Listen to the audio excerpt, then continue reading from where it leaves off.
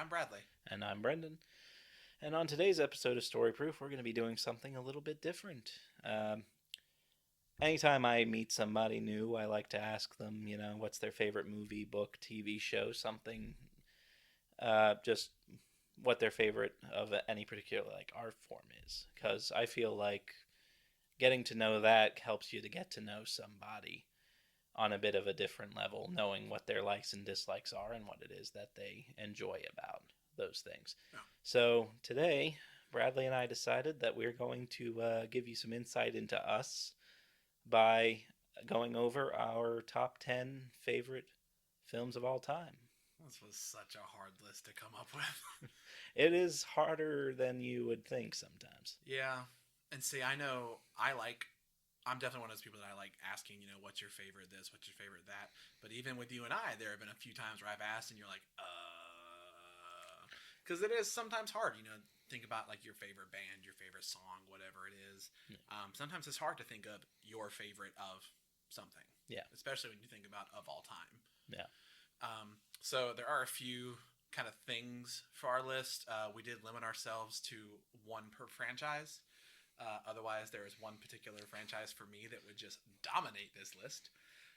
Also, I know, at least for my list, I only, as far as ranking goes, only the top two are like the top two. Everything 3 through 10 is pretty much just wherever it landed on the list. I have to say that because the movie I put at 10 is going to get me kicked. Oh, no, it won't get you kicked. It's just, obviously this is our personal preferences. It's not about which movies are the best and which ones aren't. Somebody's favorite movie could be something that's completely reviled. No. I didn't mean by them. I meant by you. I was worried you were going to kick me. Oh, I'm not going to kick you. I'm not that much of a snob. Also, we haven't seen each other's lists. So I think this will be kind of funny. Like, there are a few movies where, there are like 2 or 3 on yours. I know we're going to be on yours. There were 2 or 3 on mine. You knew damn good and well we're going to be on mine. Yeah. Yeah, we haven't shared the majority of the lists with each other because we wanted to have a little bit of just that surprise factor to it. This is about to get weird. So it's going to be interesting. We're going to, list them off. We're going to start off with Bradley's top 10, and then we'll go from there, and we'll get to know what is what. I am a little nervous. Don't be nervous. Dude, it's ironic saying this on a YouTube channel that we're starting, or a podcast. I do not like talking about myself. This makes me very uncomfortable. So, we'll see. We'll see. So yeah, keep in mind, when I say number 10, it is not my 10th favorite movie. The only 2 that are ranked on mine are numbers 1 and 2, and I stand by those. But yeah, I guess we'll just kind of jump into it. All right, Bradley, let's go. Let's get right into it. What is your 10th favorite film of all time? I hate it when you word it like that. It is a little movie called Good Will Hunting. That's the one I was a little concerned about having something thrown at me for putting it 10. No, absolutely not. Dude, it's going to be hard for me to, on all of these, not to just be like, it's a great movie. This one has a lot going for it, in the sense that the writing, I think, is great. The story, I think, is great. But it really is. It's just the characters, man. They are so good in this. I'm not usually a big monologue person. I know that's a little weird, maybe coming from a theater guy. But I just tend to find monologues, if you act them very well, they can be very powerful. Yeah. But I just think a lot of people don't. I think a lot of people are like, let me just get through the words, and they forget to be a character. Yeah, there's aspect of doing a monologue that's very difficult from both a filmmaking standpoint and an acting standpoint. Where, as an actor, you have to be wary of not underplaying it and not overplaying it. Yeah. It's very easy to do both, especially when you think of the classic monologues, if you're doing a Shakespeare adaptation or something Literally like what that. I thought of. But in this case, you have Robin Williams' monologue. Specifically the one, because I know he kind of has 1 or 2 in this, specifically the one on the park bench. It is my all-time favorite movie scene. I mean, it is just bar none. Every single time I watch it, I cannot look away. not only beautifully written by Affleck and Damon, but it's also just Robin Williams had this innate talent about him when it came to acting, especially in his dramatic roles, Yeah. of just knowing exactly what tone to hit Yeah. with something. And I don't know if it was necessarily just because of all the personal struggles he went through in his life that he was able to really dig down deep into that. But he was able to just strike the perfect chord as Dr. Sean Maguire in Yeah. that movie. Dude, it is just I love the movie. I'm not gonna lie. I think probably like 80% of my love for that movie is because of Robin Williams. It's fair. Beyond the fact, I don't think you're allowed to be our age and not love not love Robin Williams. But you know, of all of his film roles I've ever seen, that was my favorite by a landslide. And it's not. I mean, he's got some funny moments, but it's not particularly funny. He hit some pretty heavy stuff in there. Yeah. And yeah, a lot of the scenes between he and Matt Damon are my favorite parts. Yeah, you've got Ben Affleck, Casey Affleck as part of the little gang of friends that he's got. Yeah. Yeah, Skarsgård playing opposite Robin Williams, I think is great. All of their scenes are great. It's just remarkably close to a perfect movie. That's one of those movies where I don't think there are any particular scenes where I'm like, this has gone on too long, or I wish this wasn't in the movie, which is really saying something because that is something I kind of tend to come across where I'm like, this didn't really do much. Because, you know, not every scene has to further the plot. Sometimes it really can just be character stuff. Yeah. You know, just helping fill in a little bit of maybe coloration on a particular character or a particular scene. Some movies I'm just like, you know, maybe that missed the mark. Maybe I just didn't get it. Yeah. This one, I don't think there are any scenes like that. I don't think there's anything in this movie where I'm like, I wish that wasn't here. I too love Good Will Hunting. It is phenomenal. It's amazing to think that Affleck and Damon were in like their mid-20s when they wrote this. Yeah. And this thing deals in some like serious like therapy and just serious just life experience. Yeah. That these two guys who grew up in Boston, you know, how did they write from that perspective? It's something that it's impressive. It's something I can only aspire to in my own writing, is being able to reach that depth and level. And it's very impressive. I tip my hat to them. And yeah, as you said, all the performances. Somebody who has gone unmentioned thus far, Minnie Driver, as Matt Damon's love interest in the film in particular, is very good. Yeah. As well. And really provides that extra emotional core to the film on the other side of Will Hunting's story. He has these two anchors to his story. It's Robin Williams and it's Skylar, Minnie Driver's character. It's just a good movie. It's one of those that when I watch movies these days, unless I go to see it in theaters or if I'm watching it with someone, I don't tend to watch most movies in one sitting anymore. I tend to maybe sit and watch a movie while I eat, and then 30, 40 minutes, I'm good. See, that's not one. Once I will start that movie, I'm there. See, you know me, it might just be the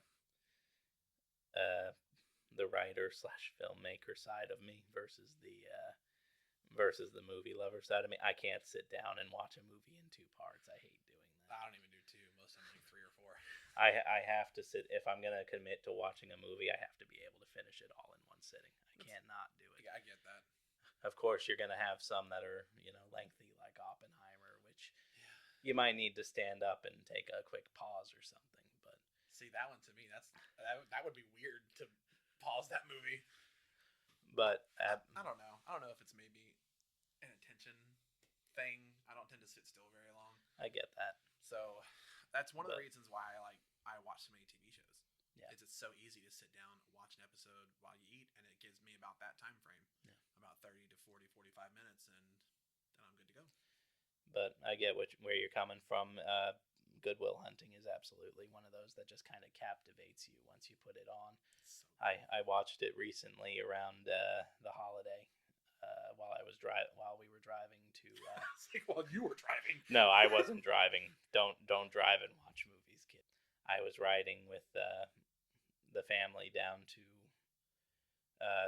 visit my grandparents, and I watched it, and it holds up remarkably well. It's just as beautiful and as uplifting and meaningful as it was the first time I watched it. Yeah. It's good. I think the only thing where I'm like, this is maybe a bit much, are honestly the end credits, where you watch that car drive on that road for so long. Well, I'm just waiting for it to break down. That's just that's an artistic choice, and it's not one I'm particularly fond of. Whenever you take a shot and you roll credits over a continuous shot like that, it just doesn't really work more often than not. The only one I can think of is Pearl. The only other one I can think of is Silence of the Lambs. At the very end of Silence of the Lambs, you get the I'm having an old friend for dinner, and then it just sort of you just sort of lift up, and then you watch as the credits roll, Hannibal melting into the crowd, following after the doctor. I don't remember that. I remember the scene about him having an old friend for dinner. Maybe I just haven't watched the credits. Yeah. Wow, that's terrifying. Good. All right, if that's all you've got for Good Will Hunting. Now, number 9. What you got for this one? This one, I have to give a special shout out to one of our friends, Chris, on this one. It's a movie called Saving Silverman. This movie, yeah, I know. It is a ridiculous movie. Is it a good movie? Kind of hard to say. But this is one of those movies that my friend Chris and I were attached at the hip for years, particularly throughout high school. I rewatched this recently. I could not believe how much of our personalities Chris and I got from this movie in high school. How many sayings from this movie that we still use to this day. How many mannerisms. How many ridiculous inside jokes. This movie pretty much created my personality for a number of years of my life. Okay. See, you're going to have to fill me in on what this is, because I've never actually watched Saving Silverman in my life. I've heard of it, and I know it's a comedy. All right. Let me let me break it down. Very broad story for you. There are 3 friends. Okay, they've been friends forever. One of them had a crush on a girl in high school. I know that comes as a great shock. But then you kind of follow up with them years later. They're still hanging out, blah, blah, blah. Well, then the main guy, he meets this woman at a bar that everyone thinks is way above his level. And the guy ends up dating this girl, but she's so controlling. She doesn't want him to be in their Neil Diamond tribute band anymore. She doesn't want him to hang out with his dumb friends anymore. Okay. It's almost like a stoner comedy without the stoner part. It's just 3 friends that want to hang out. So then the high school crush girl shows back up into town, and she's going to become a nun. The more I explain it, the better this movie gets. So his 2 best friends, would you like to guess what genius plan they come up with? They are going to kidnap the dude's current girlfriend, so he falls back in love with Sandy, who is the high school girlfriend, and then everything will be good. He can stay in the band, we can be friends, and oh yeah, we kidnapped this woman. So then they fake her death at one point in time, because the dude just won't. He's like, no, I'm waiting for, I think her name's Judith maybe. He's like, no, I'm waiting for her to come back into my life. So then they fake her death. Meanwhile, they have her chained up in their base. I love this movie so much. They have her chained up in the basement. Their high school football coach comes in to live with them. So then he gets together with the nun girl, who gives up being a nun to be with him. And then there's this thing at the end where all of these ridiculous storylines are going. So then he ends up with the nun girl. Oh my God, this is so funny. The really controlling girlfriend needs that strong man in her life. So the second friend, whose plan it was to kidnap her and fake her death and everything, they find out they're perfect for each other. A little bit before that, Jack Black had a great revelation that he was gay. So He says he's gay while holding their high school football coach. Arlie Ermy plays the coach, by the way. And Jack Black's like, I'm gay. And the coach is like, me too. And Jack Black's like, really? So it ends with a triple wedding. It becomes the main guy and the nun, who's not a nun anymore. It becomes the lead of the friend group and the hardcore bitch. They both knock each other's teeth out, by the way. 1 tooth each. And Jack Black and the high school football coach. Oh, and Neil Diamond shows up to sing Of at the course he wedding. does. I mean, you have a Neil Diamond tribute band. Neil Diamond has to show up. Oh my god, dude! This movie, it is every bit as ridiculous as I made it out to be. But I'm telling you, if you ever watch this, because you were obviously friends with us in high school, you would seriously be like, "Wow, Bradley and Chris just freaking copy pasted most of this movie." There's one quote in particular I still say all the time where he's like, at one point towards the end, they're driving a truck, and he's like, "What direction?" He's like, "Go left, I'm going right." Just like Jack Black just flat out drives the wrong way. So anytime Chris and I give directions to each other, to this day, we still have to be like, "Wait, left, going right." Okay, no, really, which way are we going? It's ridiculous. Oh my god, it's such a ridiculous movie, and the main character, I'm blanking on his name, but it's the guy from American Pie. I was about to say, I feel like I remember Jason Biggs being in Yes, this movie. he is like the main guy. So he's the one who is dating the girl. Amanda Peet is playing Judith. So she's like the hardcore one. So the 3 friends are Jason Biggs, Steve Zahn, and Jack Black. So those are the 3 friends. Early 2000s comedy gold right there. Dude, it's so great. And then Amanda Peet plays Judith, who's like the hardcore girlfriend who ends up being with Steve Zahn at the end. And then it looks like Amanda Detmer ends up playing Sandy. Who played Sandy is the one who's training to become a nun. The nuns also have some serious profanity at the end, which is really funny. Dude, it's just listening to you describe it, I can understand what you mean by your personalities came from it. So to put it in perspective, Chris and I used to watch this on VHS tape. For all you kids out there, that's what came before DVDs. If you don't know what a DVD is, that came before Blu-rays. If you don't know what that is, that came before streaming. If you don't know what a Blu-ray is, you're probably not listening to this. We're not that hip. Like, come on. Yeah, we used to watch this on VHS all the time. And I can still see the cover in my mind with Steve Zahn has a giant raccoon stuck on his head because he's an animal control officer. Okay. So when they go to kidnap Judith, he's an animal control officer. There's a really funny scene where they're both going through. So he and Jack Black are going through Judith's house looking for her, and Jack Black talks earlier about him being hungry, and he's like, "No, we'll eat after the kidnapping."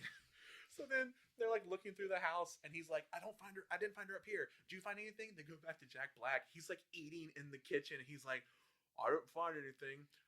Wait a minute. Let me check the back of the the back of the closet." He's acting like he's still looking for her.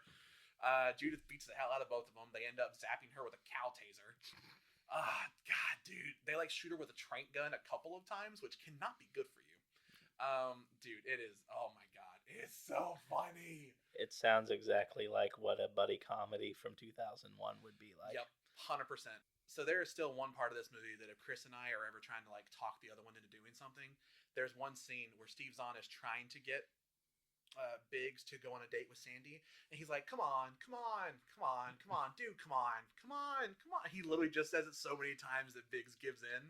Chris and I have done that to each other. I'm pretty sure I've heard you guys do that to each other. You know, it's one of those movies that it's just ridiculous, it's crazy, but it's so memorable, it's so quotable.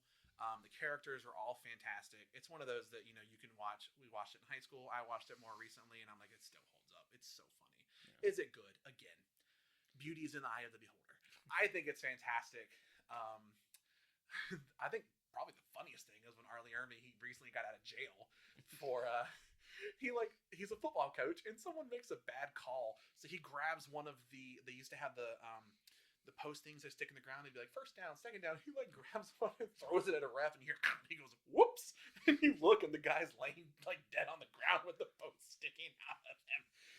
And then there's one scene where he's like coaching. Oh my god, this is another quote Chris and I still say to each other all the time. He's He's a football coach for like middle schoolers, and he's literally sitting there like, "Come on, you maggots, kill, kill!" Answers the phone. Hello. It's so funny. Oh my god, it's great. I know you're looking at me like I'm crazy. No, Fair. I'll have to check it out. It is one of those blind spots. I know it's a very popular comedy from Well, back in the day. So. no. Chris and I are the only two people I know of that have seen it. I'm sure there are more out there. Yeah. But yeah, it's just a good time movie, man. It's just fun to get a group of guys together or a group of friends together and just watch it and laugh. Yeah. It's dumb, but it's funny. Perfectly valid. Yeah. As I said, there's no real reason why you can't love what you love. Yep. And that's one that I just absolutely love, that movie. It's fair. Like I said, I haven't seen it, but I get it. Yep. I get Good it. times. It's a beautiful timestamp of the time it came out as well. Yeah. Came out in 2001, so it was right there with like American Pie and whatnot too. So that was like right at the height of Jason Biggs' popularity. Yeah, he is easily the least likable of the three, but the way everything is written, he's kind of meant to be. Well, yeah. Besides, you're never gonna find anybody more likable than Jack Black. Nope. Whenever Jack Black is in a Absolutely movie. not. So he and Steve Zahn, them playing off of each other, is fantastic. And I'm not gonna lie, they're like little Neil Diamond tributes, and they're actually pretty good.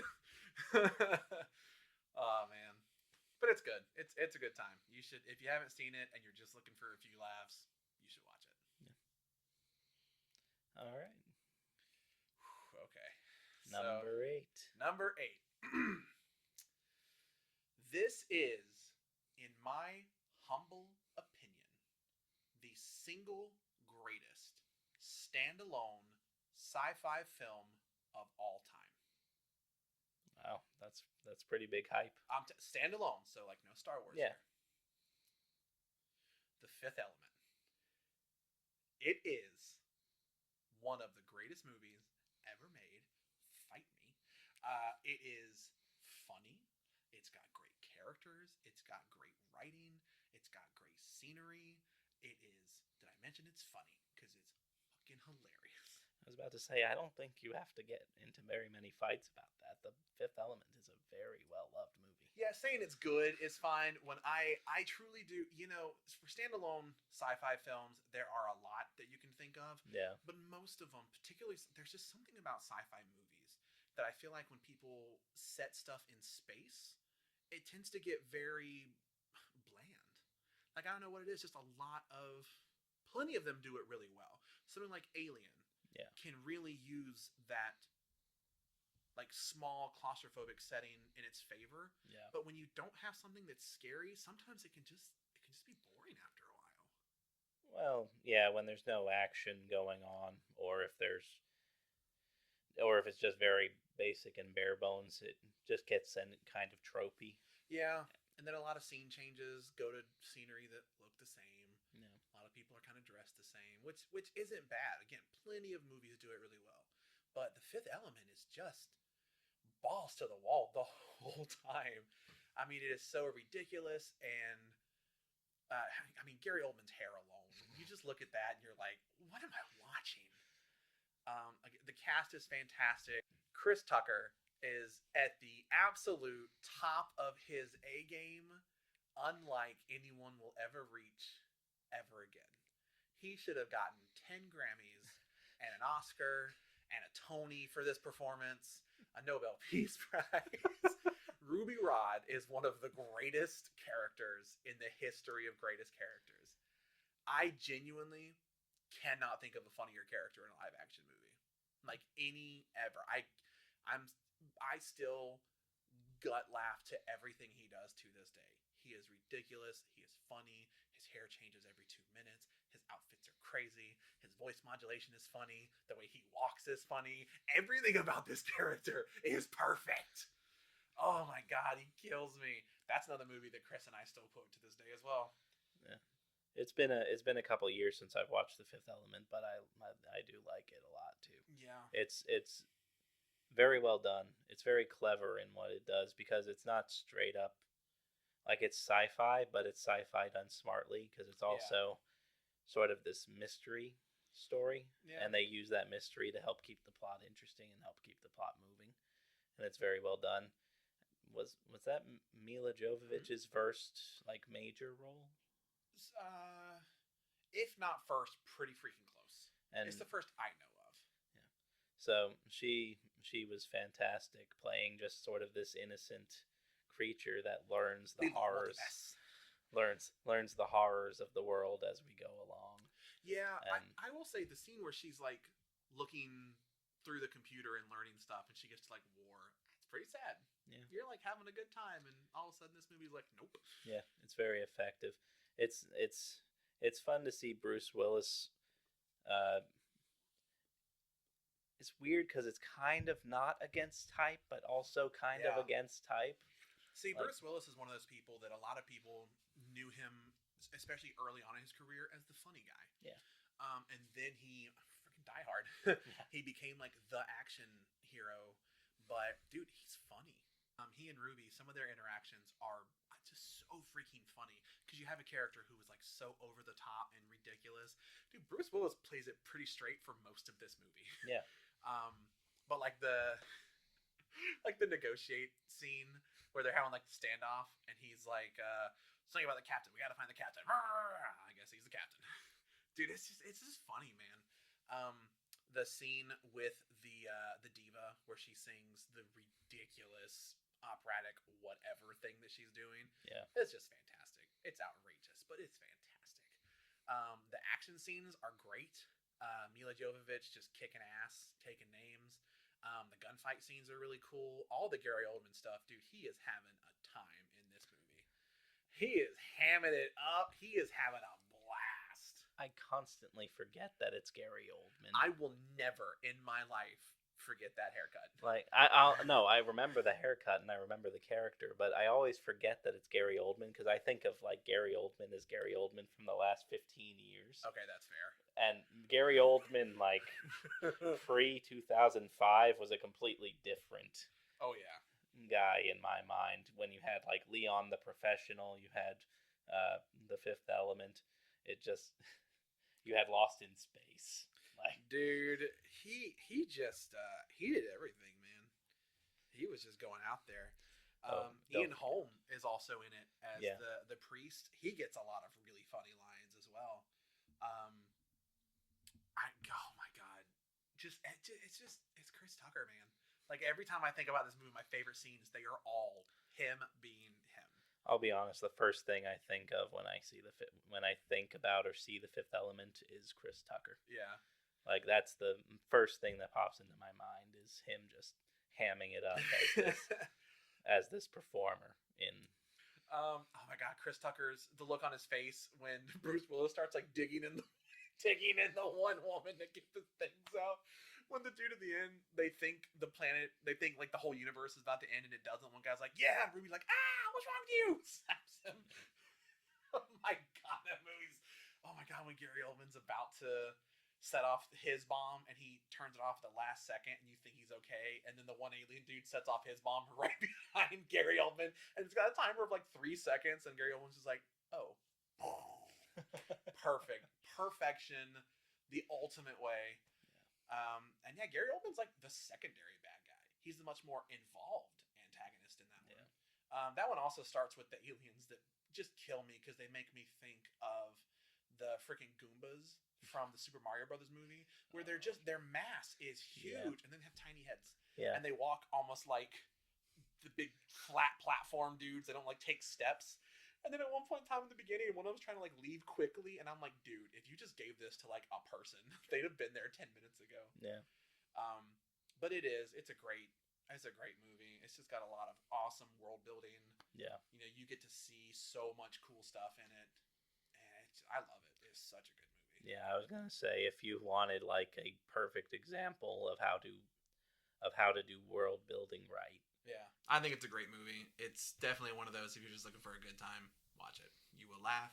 I was about to be like, you will cry. Probably not, but it's fun.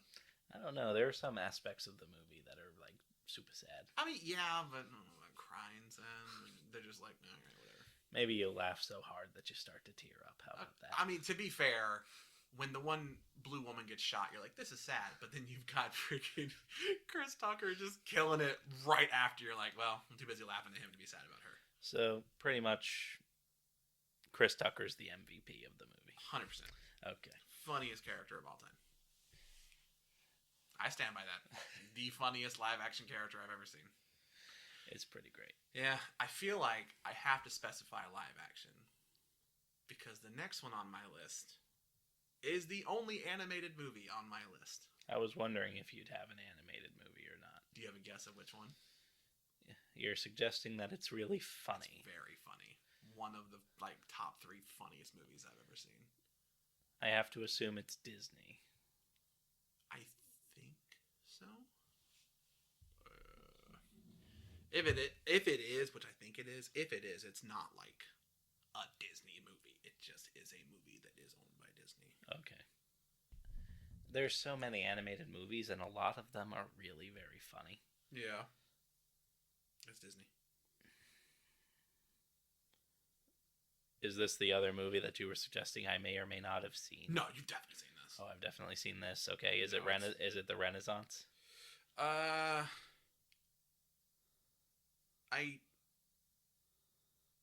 don't know if it is considered. It's 2000. 2000.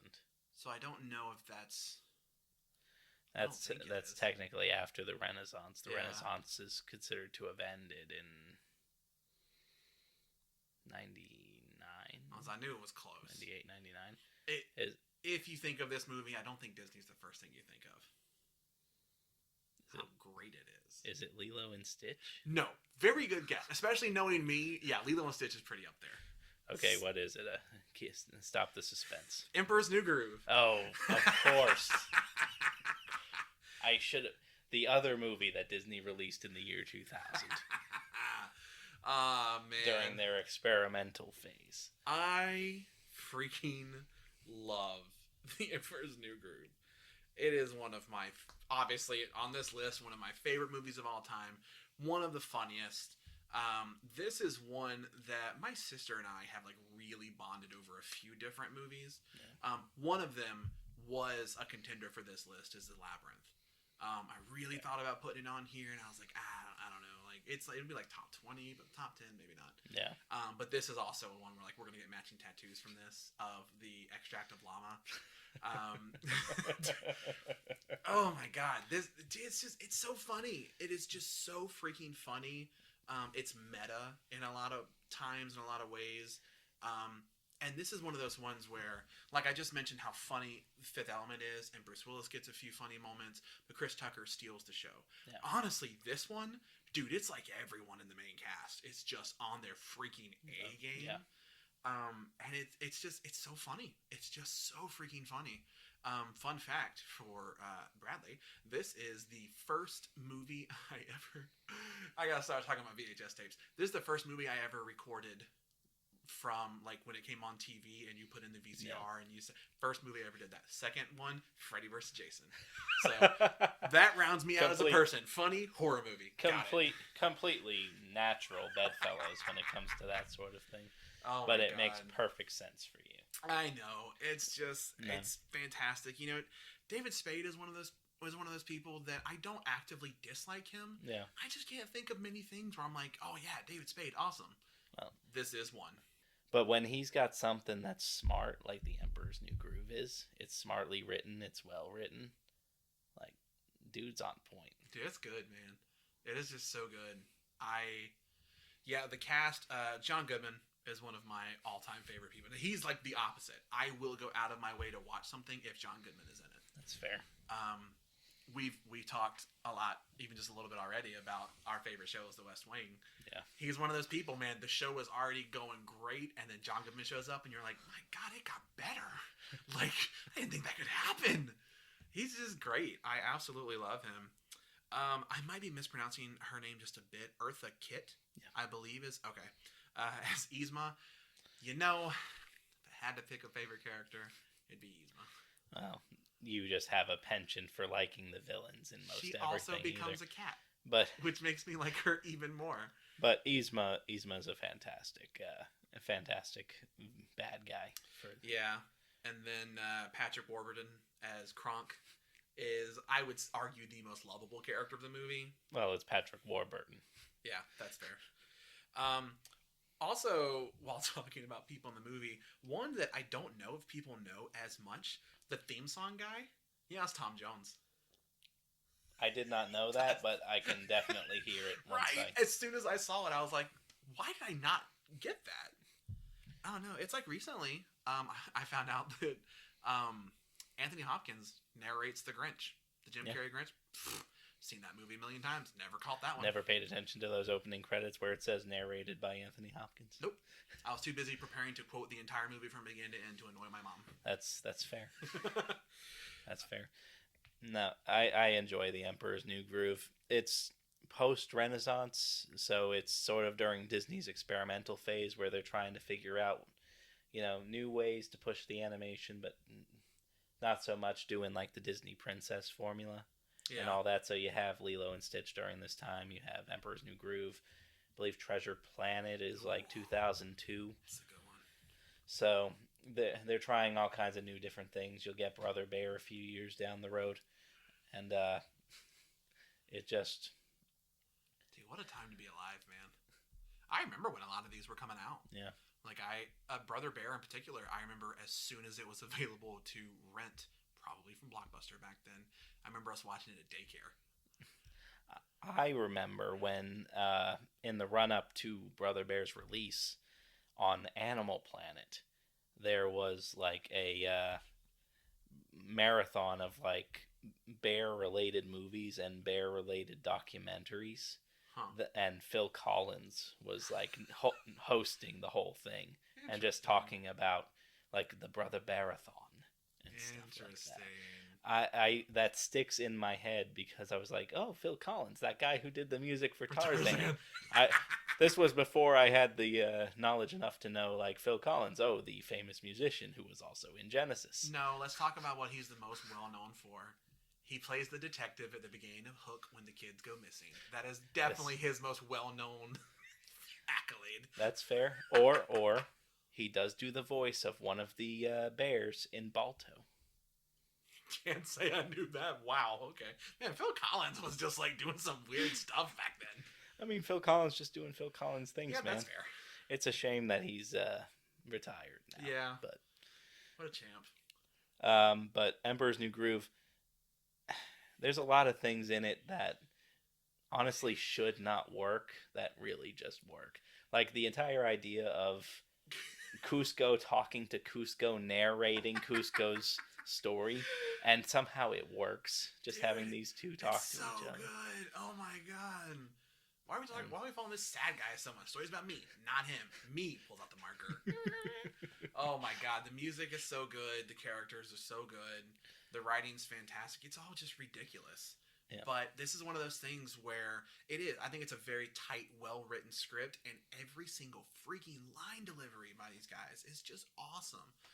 And there's so much of it that people still pull the lever, Kronk. Wrong lever. Yeah. Might go for huge waterfall. Yep. Sharp rocks at the bottom. Most likely. Bring it on. Booyah! Like we still quote that stuff to this day. Yeah. I'll be honest. If there's something at work that I'm just like really dreading doing, that moment of "Bring it on" bring it just pops into my head. Like, bring it on.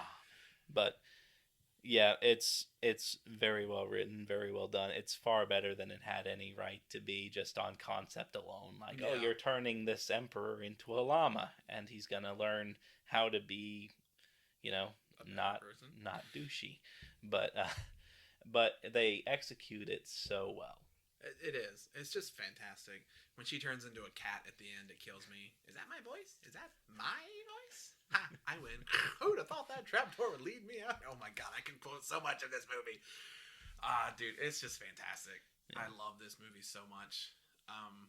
And it is. It's one of those that I will say, even if I did not personally enjoy all of these movies, a lot of these on my list I still think hold up very well to this day. Yeah. And that is one that I think if you're just looking for a movie to laugh, have a good time, is a great choice. Yeah, I think it's good. So yeah, now for something completely different. The next one on my list is coming in at number 6. This is one of those movies that I'm just like always in the mood to watch, and it's not like a funny, particularly feel good movie. It's got some rough stuff in it. It's called Men of Honor. Men of Honor. Dude, Wow. Yeah. I Okay. freaking Um, love this movie. I'm feeling you. It's definitely not. It's feel good, but it's heavy feel. Yeah, I'm gonna say it's not. There is definitely the time where you think it's just gonna be, oh, a great ending, and then Carl Brashear has his accident where his leg gets just absolutely mangled, and it almost becomes a different movie after that. Yeah. So, Men of Honor. This is the movie starring Robert De Niro and Cuba Gooding Jr. It's about Cuba Gooding Jr. playing the first African American diver in the Navy, Carl Brashear. Carl Brashear, and the trials and tribulations he has trying to first of all get into the naval diving school because he was doing it at a time of segregation. Especially in that Navy, there had never been a African American diver at that point, and Robert De Niro is playing the instructor at the school that Brashear is trying to get into. Billy Sunday. Billy Sunday. And I will say Robert De Niro is another one of those people that if I see his name, I'll watch it. Yeah. I just, honestly, Cuba Gooding Jr. is that for a lot of movies. There have been some I'm like, okay. But I love the two of them. I love this movie. I definitely like I guess almost like the against all odds type stories. Yeah. I do kind of like those. This one I think also has a lot of great character moments, a lot of character building. It does really laser focus on these two characters for most of it, but I'm cool with it. I'm not gonna lie, the stuff with Carl Brashear and him having his love interest, I'm not as interested in. I think she's perfectly fine, but I'm mostly like, I'm here to watch him, best Robert De Niro. I don't really care about this part as much. Which is weird, because I'm usually the person who's like the romantic plot. I'm like, hell yeah, bring it on. This one, I don't know. Also, Robert De Niro in the movie is married to Charlize Theron, which is a bit of an age gap between them. Well. But, yeah.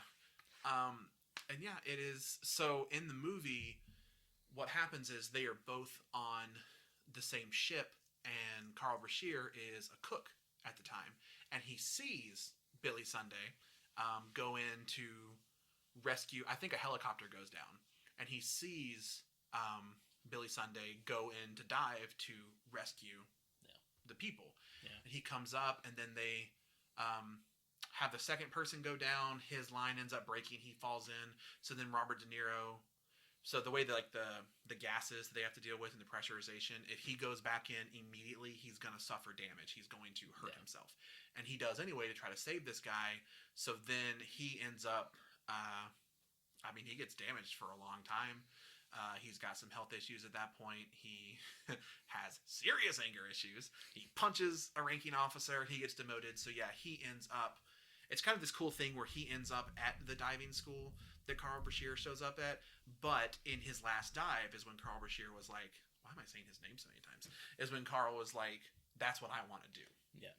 And then you have a bit of a time jump, I think maybe about a year, 18 months or so. Yeah. And then they do eventually get in, and I think it's a great movie. It's definitely, yeah, so Carl does become the first African-American diver for the Navy. He's doing a good job. He finds, I think, like a missing atomic bomb. Yeah. I was about to say atomic warhead, but I guess just bomb. Yeah, a sub goes down somewhere and they have to recover the bomb or something like that, I believe. It's been a minute since I watched it, but yeah. So he recovers it, but then in the process he sees, I think, like a winch about to break or something, and he pushes someone out of the way to save them, but then it comes through and just destroys his lower leg. Yeah. So then he goes through the process of, instead of them letting it heal and he can walk with a cane, he says, nope, cut it off and get me a prosthetic. I want to get back to diving. No. And there's this great scene at the end where he has to prove that he is physically capable. He has to take, I think, like 10 steps in the diving rig. Well, then, of course, they bring out the new giant diving rig, and it's even heavier and it's even better. Oh, my God. It's probably my favorite scene in the movie is when he's, like, starting to almost give up, and freaking Robert De Niro is just like absolutely giving that military speech about like we're men of honor, blah blah blah. Dude, it's such a good goosebumps moment, dude. God, I love that movie so much. It does remind me a lot of The Guardian. Yeah. There's a lot of like very similar. Yeah, not the racial side of it. No, but especially the older person who used to do it, who is now a teacher, bringing them under their wing type thing. Yeah, it's the aspects of what it means to be two individuals serving in this branch of military and learning how to work with one another and also understand each other's point of views and ideas. Yeah. And grow from that rather than just constantly butting heads with one another over it. Yeah. So I definitely think of those two, The Guardian and Men of Honor, as being kind of intertwined as well in my mind. Yep. And I just prefer Men of Honor. I think it's a bit of a stronger film. That's fair. But yeah, I really enjoy the movie. Unlike my other two, where I'm like, if you're looking for a good time, this one's a little heavier, but I still think it's a very entertaining movie, and it is a very good movie. It's heavier, but it does leave you on an uplifting note, which, yeah. And it's a worthwhile film to watch if you haven't seen it before. I really enjoy it. Yeah, this is, I think, Cuba Gooding Jr. and Robert De Niro are just a match made in heaven for that movie. They were fantastic. That's good. These first ones, they make sense for you. Yeah. But I've been surprised by a few of them. So far. Well, the next one is going to be the least surprising one on this list for anyone that knows me, maybe other than you and maybe Ava. This is one of the ones where I was like, we got to limit it to one a series. We're into Star Wars now, and it's Revenge of the Sith for me. Yeah. I love Star Wars. I have a big ass Star Wars tattoo on my arm. I have Darth Vader seat covers. I mean, dude, I am so into Star Wars. And by the way, what a time to be alive for Star Wars fans. I mean, some people are like, blah, but dude, we're getting like video games and movies and TV shows. Like, we're eating good. Everything might not be for you, but they're putting out some stuff. You can pick and choose. But one thing about me as well, you mentioned it earlier, I love the bad guys. I like to see the villains win. I do. I like the bad guys. Yeah. And when it comes to bad guys, I think there is no one more iconic than Darth fucking Vader. I love Darth Vader. I have loved him since I was a kid. He is awesome. He is the best. And then in Revenge of the Sith in particular, I love Palpatine. I love General Grievous. Boy, we get to see them do some stuff in this movie. It is, I would say, like the most action-packed Star Wars movie, which I enjoy. I like to see because especially between episodes 2 and 4. So Attack of the Clones ends, A New Hope begins. Yeah. By the time A New Hope begins, Palpatine is very disfigured. He is the supreme overlord of the galaxy. Darth Vader is Darth Vader. The Jedi Council is gone. So you go in. Padme is dead. Luke has been born. All these are spoilers. If this is a spoiler, if you haven't seen this, pause this, go watch every Star Wars thing ever made, and then come back. Well, pick and choose what things you're gonna watch. Watch them all. Don't listen to him. So, but it's very cool when you have like point A and point C, and you get to see what comes in between. So going into Revenge of the Sith, you know a lot of what's gonna happen, yeah. And I think it did not disappoint. The only thing that I'm still just about is General Grievous, man. Like when you see the 2 animated Clone Wars things, so the one that was like a one-off that was done by the Samurai Jack. The micro series, yeah. Yeah.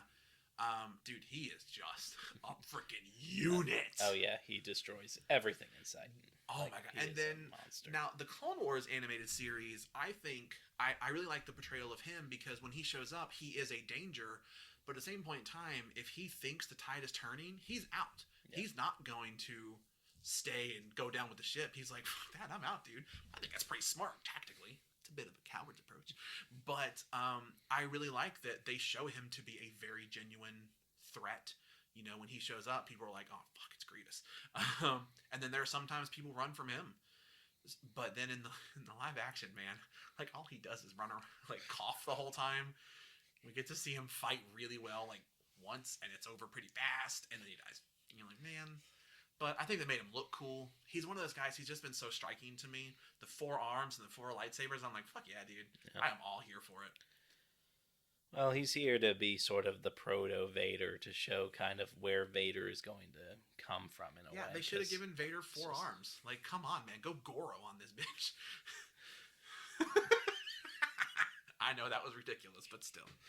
Yeah, no, it's no surprise. We've talked before about Star Wars a lot. Yeah. Just in our personal lives, we've talked about it a lot. We've seen all of the products that have been put out over the years, and I haven't seen Revenge. Andor yet. Well, that's true. I haven't seen Andor yet either. So It's we've weird that seen the almost. one I haven't watched is the one you haven't watched. Yeah, that's the Weird. one we haven't been able to get around to yet, but we'll get to eventually, I'm sure. But Revenge makes sense for you, like you love the villains, so you get to sit here and watch Palpatine ham it up for 2.5 hours, Glorious. entering his master plan. You get to see Darth Vader come to be, as going from the final transformation from Anakin into Vader, Yeah. and yeah, it fills Yeah, in see a the- lot of those. Yeah, the Jedi get wiped out. Yeah, you get Like Order that I don't 66. I don't like as much. Yeah. I love Plo Koon. Hashtag Plo Koon. Really hoping Hashtag I was Plo really hoping he wasn't gonna die, but alas. Yeah, but Revenge is very good. I think it's encouraging to see over the last, I'd say, decade or so, the prequels sort of being reevaluated Yeah, in a lot of ways, because yeah, do they have their flaws? Sure, of course. every movie has their flaws, but the prequels are starting to get their due in terms of how they're appreciated as we start to understand cinema. Disney may or may not have helped with that a little bit. We'll see. But Dude, I've never understood the hatred for the sequel or for the prequels. The sequels are coming.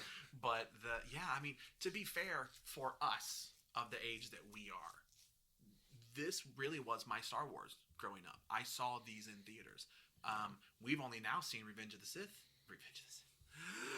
Return of the Jedi. We've only seen that in theaters now because of a anniversary re-release. Yeah. And we are way too young, as I mentioned VHS tapes, which I'm about to mention again here in a second.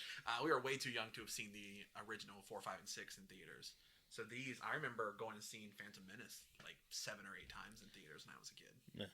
I don't think we went to go see Phantom Menace in theaters. If we did, I do not remember it. I remember seeing Attack of the Clones twice Yeah. in theaters when it was released in 2002. Yep. And then I don't remember if we saw Revenge of the Sith in theaters or not. I know I did. I remember playing the PS2 tie-in game Oh. for forever, and it had cutscenes from the movie, and it was released before the movie. What? Oh, that sucks. Like instead of just standard cutscenes, they would just, in between levels, they would cut to, oh, here's Anakin falling to his knees and saying, "What have I done?" Oh. After you have aided in the fight against Mace Windu. It's funny when you talk about games, though, because I had the PlayStation 1 Episode 1 game, and Plo Koon is a playable character in that, and he has an orange lightsaber. So when he showed up in Episode 2 with a blue lightsaber, I'm like, what the fuck is this? Yeah. What's the orange one? Come on, man. If Attack of the Clones had a better first half, that would easily be my favorite, because once you get to Geonosis, especially once the Jedi show up on Geonosis, I think from there to the end is about as good as Star Wars gets. Getting to see the clones come out en masse for the first time, oh yes, please, thank you. When you go from the one battlefield to the other one, and it is just this massive, we're seeing all these droid things we haven't seen before, we're seeing the clone troopers deploy all this stuff we haven't seen before, or versions that we can be like, oh, I've seen Stormtrooper stuff that's close to this. It's the only time in the history of Star Wars that you ever see the Jedi in mass deploy. And it's awesome! I just don't like the first half of that movie very much. There are a few bits and pieces where I'm like, yay, but some of it, eh. I will say for Revenge of the Sith, though, I just saw something recently that the first clip you see of Anakin and that he's just grinning ear to ear. I always thought it was because he's in a fight. He says this is where the fun begins. But someone pointed out that canonically now he had just seen Ahsoka. Yeah. And that might be why he's smiling. I'm like, that's so sweet. Yeah. I just think that's really cool. You know, the idea of him just seeing Ahsoka and then coming into the big fight that opens the movie. Also, yeah, this movie freaking opens with a bang, man. And it's just so cool. It's the only time in live action, only movie in live action that you ever get to see Sidious use his lightsabers. No. The whole unlimited power thing's pretty cool. You get to see Mace Windu, almost murder him. I will say in my headcanon, Mace Windu is definitely still alive. That is the one Star Wars conspiracy theory I hold so hard. Yeah, you really bought into that whole Mace Windu with Snoke thing back in the day. Dude, if you guys have seen the picture of the guy where he's like got the crazy look and he's got all the things behind him with all the threads leading, that was the way I was with I gave a speech to my friends about how Mace Windu was Snoke. Pretty sure that was It's Always Sunny. I'm pretty sure that's what it's from. So I went full-blown conspiracy theory, and I was wrong, but my conspiracy theory was better than what we got. Anyway, so yeah, Revenge of the Sith. I'm a big fan, man. It's just awesome. So yeah, that's my Star Wars movie. Yeah. It's not my favorite Star Wars movie. It's probably in the top 3 or 4. Yeah, everyone loves Empire. Completely understandable. If someone asked me what the best Star Wars movie is, I would be pretty hard pressed to not say Empire. But for me, the big thing for Empire is the Battle at Hoth. I just love that so much that after it, I'm kind of meh. I know. The movie's still great. I get why that argument is, but we'll talk about that more in the future, I'm sure. Yep, just love Revenge of the Sith. All right, so Revenge of the Sith, number 4 on your list, yes? Or number 5? That was 5. Number 5 on your list. So we got 4 more to go. Yep.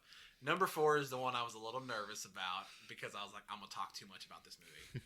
So I am very intentionally holding some back because I fucking love Godzilla. I cannot put into words how much I love Godzilla. I have been such a fan. Honestly, the Matthew Broderick American Godzilla, which isn't Godzilla, we'll get to that later. That's the one, because that came out when we were young, and I remember all of the advertisement stuff going crazy for it. I've still got the big Godzilla cup holder that sits in your window of your car. I've still got it. And then after that, back when Netflix was first a thing, and it wasn't a streaming service, it was get DVDs in the mail. Yeah. I watched every single Godzilla movie made up to that point. So I think I probably watched up to the one I'm about to talk about. Maybe. No, I think it was up to. So Godzilla Final Wars is my favorite. I will say, in talking about Godzilla, I do think Godzilla vs. Destroya is the best Godzilla movie ever made. I will say I haven't seen -1 yet, because when we're recording this, it has just, or might even still be in theaters. I think it just released and it's still in theaters. So yeah, so I haven't been able to see that one yet. But Godzilla Final Wars is just the best. I love it so much. I describe it as like the Super Smash Bros. Of Godzilla, because it's like, how big of a roster do you want? All of them? Got it. This movie is fantastic for so many reasons. One, it's got Godzilla. Already big fan. I'm already sold. Great. I love it. More. Yes. Usually in Godzilla movies, now I will say this is one thing I think they do a pretty good job of with the newer American ones, where you've got the human side and then you've got the kaiju side. You've got the Godzilla side. Yeah. 90% of Godzilla movies, I don't give a shit about the human side. I don't care about these characters. I don't care about what they're doing. I just don't care. Yeah. They summon King Caesar in that one. Cool, good for them. The American ones, whether you like what they're doing or not, the whole eco-terrorism thing, whatever, but they're doing something. This movie, they're fucking doing something. You've got aliens who look like people who come down, and you've got mutants who actually help and like fight one of the kaiju. It's a lobster, but still, they're doing stuff. So I'm kind of into it. The characters, it's very like, they're very much written and played like straight up anime characters in real life. So it's a little cheesy. Okay, it's really cheesy, but still. And then we get the single greatest character in the history of the world. There's a character in this movie that... Do you ever have those thoughts that, like, when you're having a bad day or when you're sad, you just, like, think about this one particular thing and it just cheers you up? Well, mine is from this movie. There is a character in this movie that he doesn't speak Japanese. He is what I imagine a lot of Japanese people think the stereotypical American dude looks like, because he's got a big Tom Selleck mustache, he wears a big trench coat, he's got a scruffy voice. He is the greatest thing about this movie, even beyond Godzilla, because he doesn't speak Japanese. The thought that makes me so happy, I really hope this actor does not speak Japanese, because he is literally having people look at him in a movie and speak Japanese, and he has to respond. If he doesn't speak Japanese, I love the idea that he's like, I have no fucking clue what these people are saying to me, but this person looks at me and talks, and then I look at this person and respond in English. It's fantastic. Also, he uses a katana. The American person in the Japanese movie uses a katana. Fair, whatever. I can roll with it.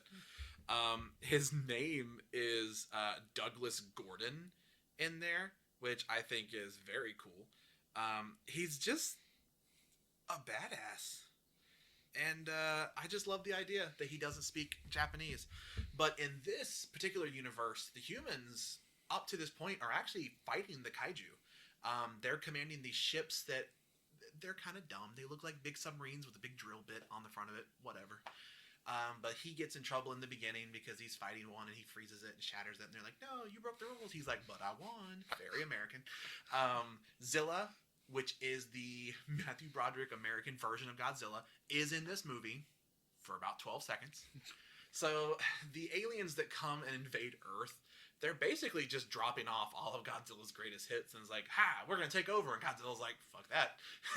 There's like a montage of Godzilla just blasting his way through dudes. The thing with Zilla, he literally blasts Zilla. Zilla jumps. He knocks him into the Sydney Opera House, blasts him into oblivion. That's it. That's the extent of his thing in the movie. But it is cool. You know, Rodan comes in. You see, I saw where there's a few flashes of a lot of characters as toys. So like Megaguirus, Anguirus. You get to see a lot of these creatures that you haven't seen in a while. I was kind of hoping, you know, like maybe Space Godzilla or Destroya would make an appearance. They're my personal favorites. But the big ones, you do have Rodan. And then you've got Gigan, who becomes like Mecha Enhanced Gigan. And then you've got Mothra, obviously Godzilla. Dude, you are looking so blank-faced at me right now. There's a lot of names. No, it's just... I've not really watched very many of the Godzillas. My experience with Godzilla is basically the 2014 movie and its sequel. I watched the Broderick one growing up, but obviously, as you said, that's not really Godzilla. That's Zilla. And I've caught like glimpses and clips from some of the other stuff, including Final Wars. Yeah. But you're just spouting off names, and I feel like I'm the American guy in the movie you're describing, where it's just, I don't know what's going on, bro. I'm just listening. That's why I haven't been talking this whole time. Dude, it's so like the main fight boils down to four. So it's Godzilla and Mothra versus they originally named him as like Monster X. He becomes Ghidorah. I think his Monster X form is really cool, actually. When he first showed up, I'm like, oh, cool, a new thing. And then he changed. I'm like, oh, it's Ghidorah. Yeah. All right. And then the Gigan, like the Mecha Enhanced Gigan. So of course it's Godzilla and Mothra just kicking ass.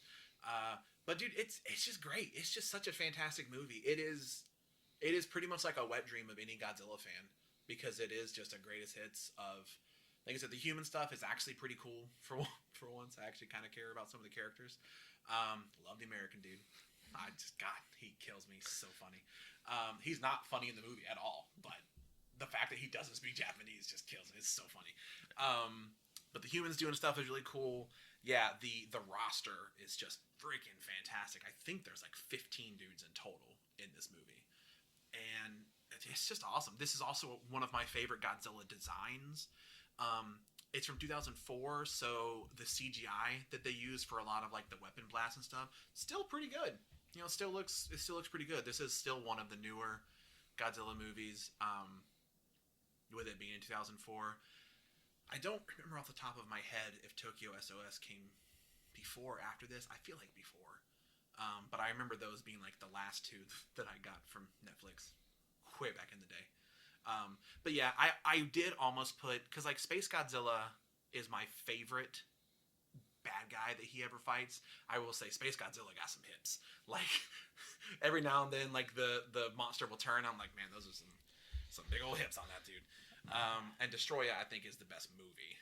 I will say that when I played Godzilla Destroy All Monsters back in the PS2 days, Space Godzilla was my go-to. Yeah, mine was Space Godzilla and Chris's was Destroya. And it came down to a fight of if I could summon enough crystals, I would beat him. But if he got like 2 or 3 good of those stupid energy mines on me, he just juggled me until I died. Couldn't win at that point. But yeah, Godzilla Final Wars, dude, I love it. I love Godzilla so much. I am playing out a number of tattoos for like geeky things. I have a feeling I'm going to have a Godzilla tattoo in my future. I think it'd be weird if I didn't. But yeah, I love Godzilla Final Wars. I'm trying not to talk too much about it.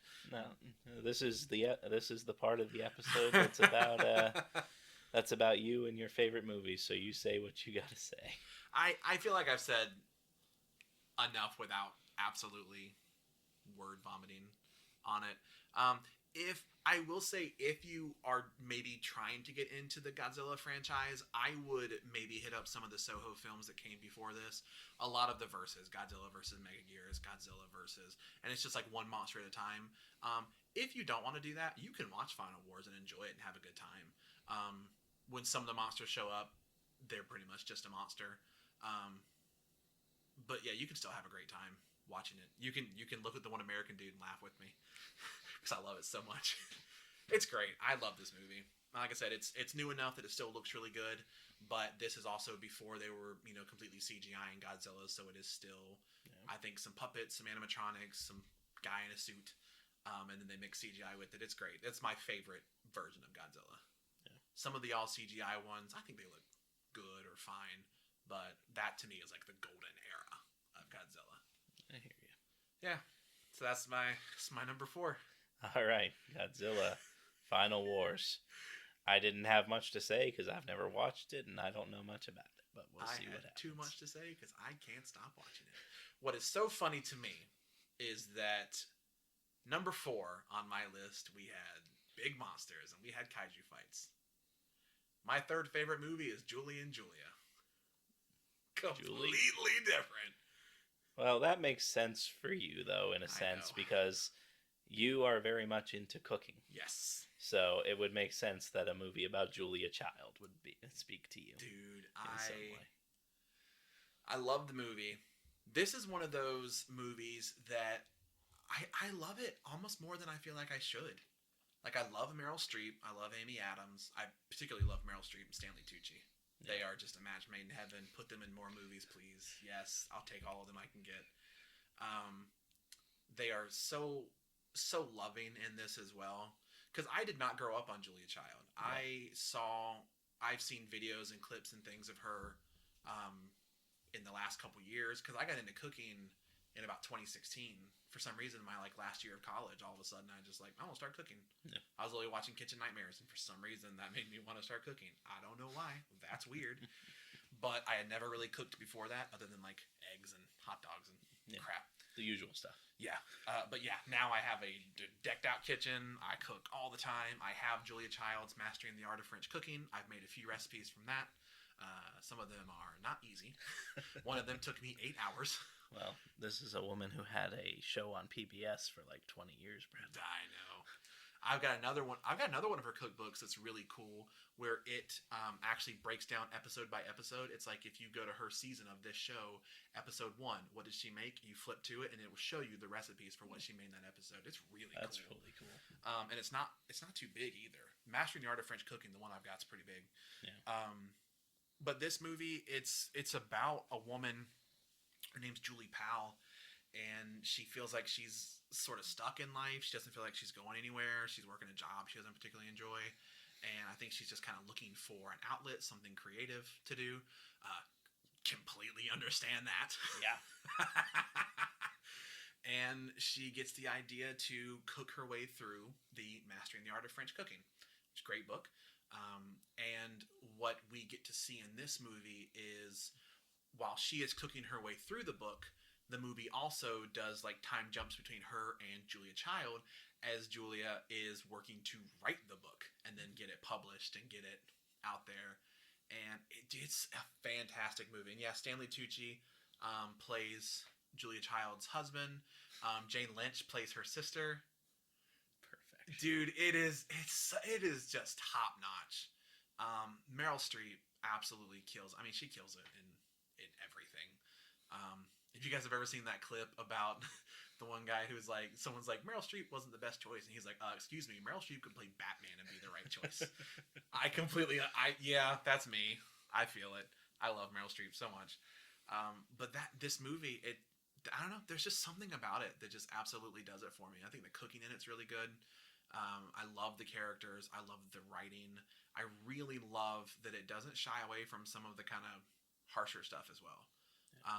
And of course, with it being Meryl Streep, there are scenes where, as Julia, she goes between being her bubbly, joyous self and then just like heartbroken. Yeah. Like that. That's good. That's good acting, man. And yeah, it's a great movie. This is one of the ones. There are 3 movies that. So I go and have dinner with my mom pretty regularly, and then for a while, when I still lived at home, it was like the 2 of us for dinner a lot, so we would watch movies all the time. Yeah. There are 3 movies that every time I would suggest a movie, she'd be like, not one of these 3. And it was Julie and Julia, Braveheart, and Here Comes the Boom. Because you couldn't have 3 movies less similar than those 3 movies. To this day, if I say Braveheart around my mom, I can feel her blood pressure rise. She hates Braveheart so much. Julie and Julia is the one she probably gave into the most. But yeah, I love the movie. I feel like maybe it's a little bit of a guilty pleasure movie, because it's not like a big, like literally I just went from freaking Star Wars to Godzilla to Julia Child. Well, it's not really a guilty pleasure movie in the sense of that. Like, I've never seen it. It's one of my blind spots. It's one that I've been meaning to watch for years, and I just haven't gotten around to it. Yeah. But it was very well received and very critically acclaimed when it came out. Like, it was nominated for Oscars. I feel like I'm the only person I know of that's seen it, and I don't even remember like why I watched it in the first place. Probably Meryl Streep. Yeah. Actually, I say that, it may have been Stanley Tucci. Yeah, it was probably Stanley Tucci. Stanley Tucci's one of those guys who, if I see him in a movie, it's like, I really need to see that. Yep. Him and Meryl Streep together in The Devil Wears Prada is phenomenal. So good. Dude, I'm just match made in heaven, man. Yeah. You know what's funny? The first movie I saw him in where I remember being like, I like this guy, was The Terminal. That's fair. Yeah. First movie where I was like, I like this guy. He's not a particularly likable character in that movie. No, but Stanley Tucci just has that likability factor about him that you can't help but at least like it a little bit, even though he's the antagonist in The Terminal, so he has to be unlikable by definition. He's going up against Tom Hanks, who's just this lovable foreigner who's trying to get into the United States.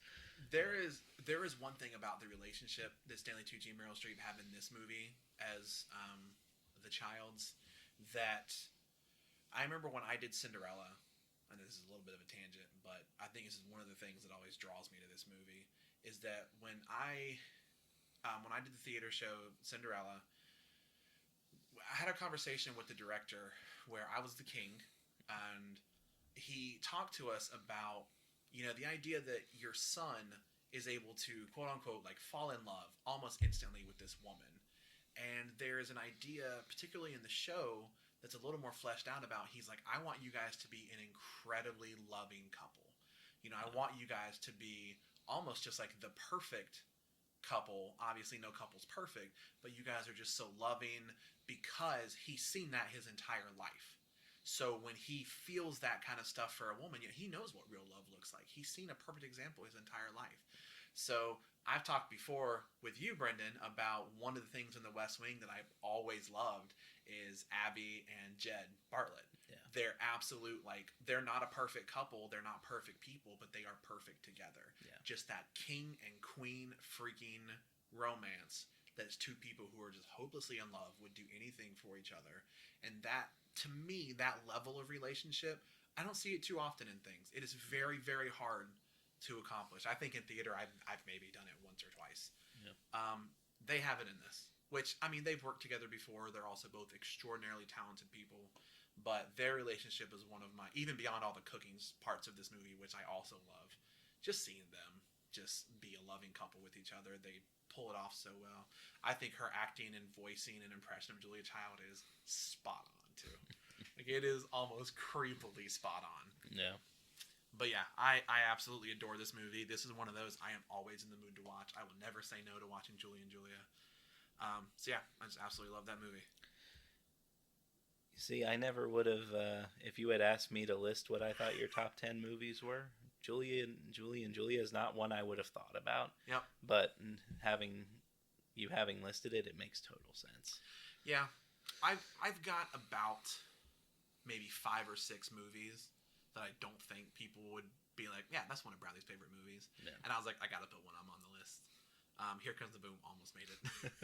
Almost made it on the list. Here Comes the Boom is fun. I love that movie. That's another one I don't know. I don't exactly know what it is about it that just does it for me. Yeah, it's not a particularly like great movie or anything, but it's just fun. Just love it. I absolutely love that movie.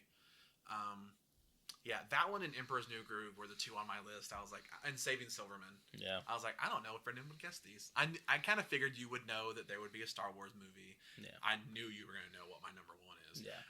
And then I kind of thought you would guess a Godzilla movie. Yeah. Yeah, those are all pretty on par for me. Yeah, the Godzilla movie, it would have taken me a minute, but I know you talk about Godzilla a lot, so yeah, it would have come around at this point. I would have figured it would be on there somewhere. Emperor's New Groove would probably not have been the first Disney movie or animated movie period that I would have pegged, but I get it. Yeah. But yeah, so we're up to the top 2, baby. Top 2.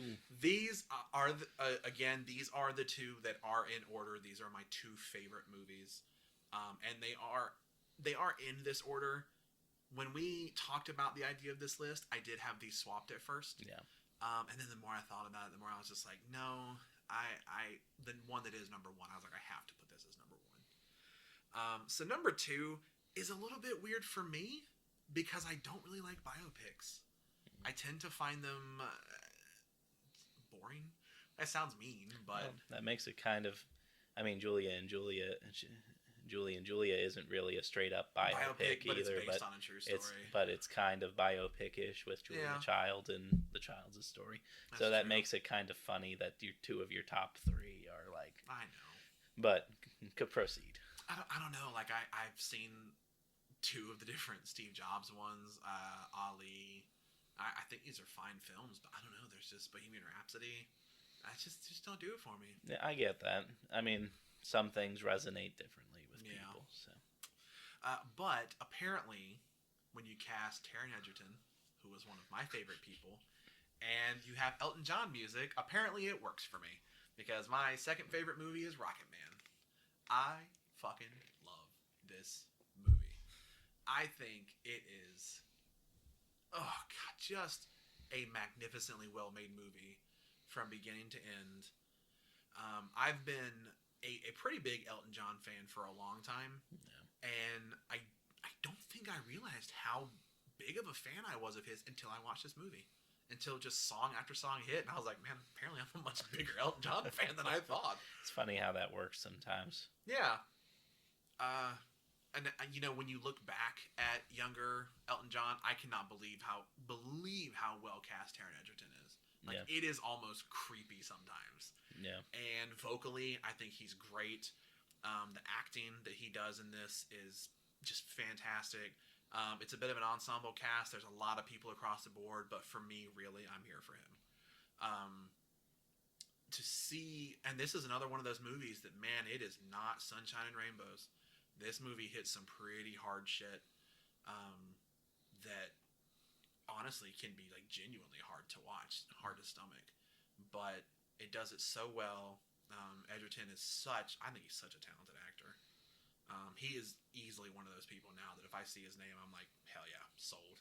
Yeah. And yeah, the music's fantastic. I love that he does the singing.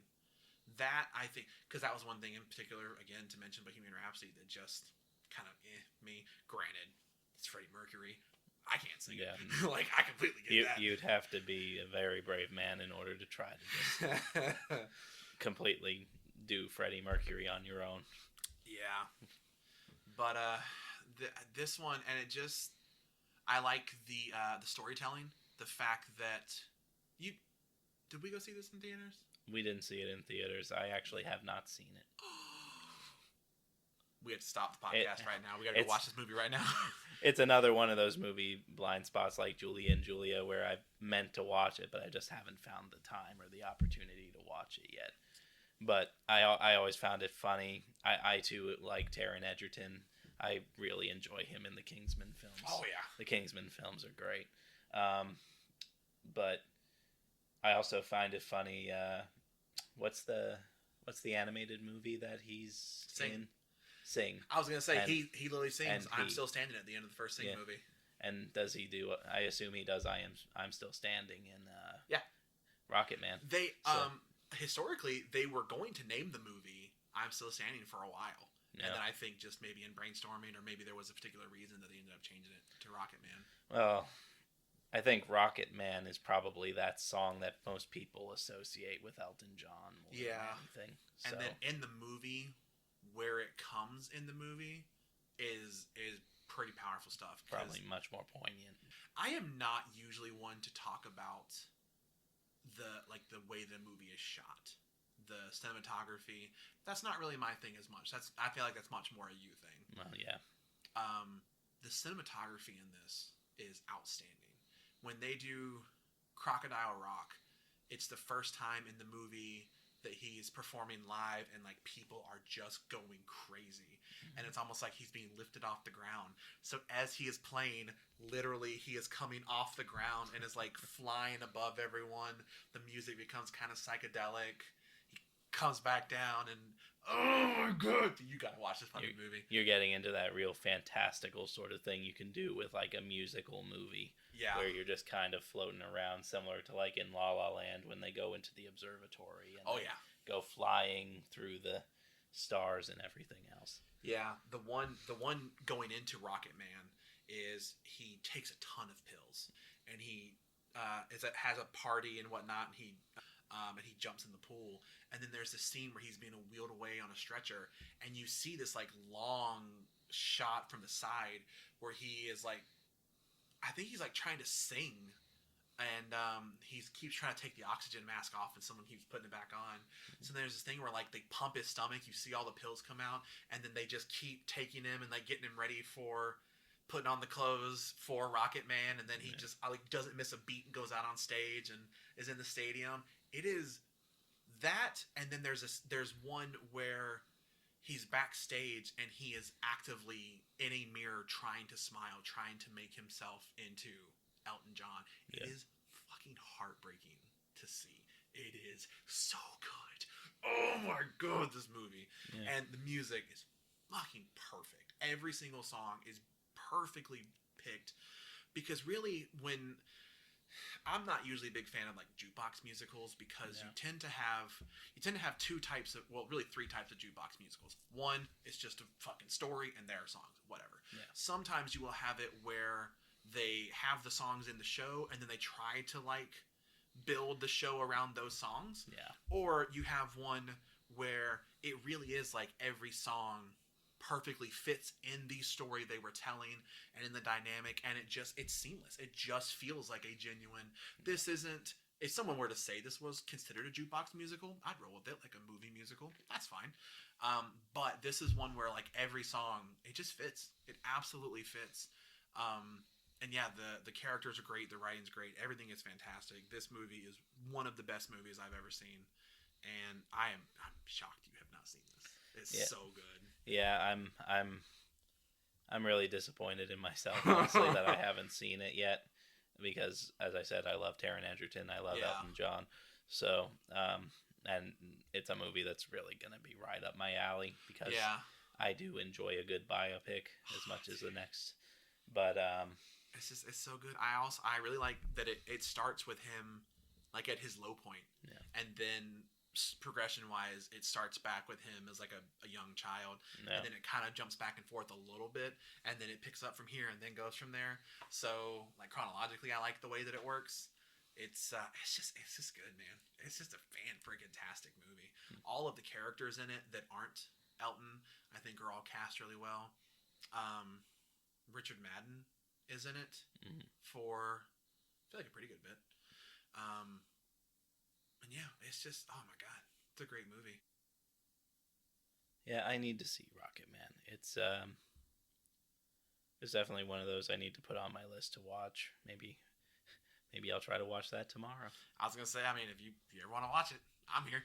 I'm always down. I love that movie. It's always fun to see the sort of struggles and tribulations that even those who we perceive as the most successful out there go through. 100%. Oftentimes, we think of celebrities who, they have all this money and all this stuff. They can't possibly have the same troubles that we have. Yep. But money doesn't always solve everything. No. They're still human at the end of the day. Yeah. And this one, I will admit, even like early on, dude, some of the shit that Elton John went through in his life is fucking rough, man. I mean, it is rough. And the movie, like I said, it doesn't make light of it. You kind of sit with it for a bit. But it is great. I think it's a beautiful story. Of course, because it's Elton John, all of the costumes are just like outrageously outrageous and awesome. But yeah, it is absolutely worth a watch. The music alone, I think, sells it. It's just great. All right. If that's all you got for Rocket Man. Yep, because now we got number one. And this is the one we all knew was coming, if we know Bradley at all. And it'll make perfect sense. So this is the one where I had to be like, we have to limit it to one per franchise, or my 1, 2, and 3 are gonna be the Lord of the Rings movies. Yeah, it's just, there's no other possibility for me. I cannot put into words how much I fucking love Lord of the Rings. I could put it into words. If I put The Fellowship of the Ring on right now, Bradley could quote it word for word, line for line, the entire 3 hours that it's on screen. The same thing with the Two Towers, through both the extended cuts and the original theatrical cuts, and again, the same thing with Return of the King. Dude. He would have over 12 hours of movie completely memorized, cover to cover. And he's laughing because he knows I'm right. I know. Dude, it's not even just the words. I know, like, the attacks and cutoffs for the words. I know, like, the sound and timbre and, like, the flow of their voices. I got everything, man. I saw that movie, to me, when I, like, watch it, it's like a record is playing in my head. I just know exactly what they're going to say, when they're going to say it. I know the battle sounds. It's ridiculous. But I know specifically you have one that towers above the others. Dude, the Two Towers is my favorite. I mentioned earlier about how the Battle of Hoth I love so much that it just really sells that movie for me. Dude, the Battle of freaking Helm's Deep is my favorite cinematic battle in the history of movies.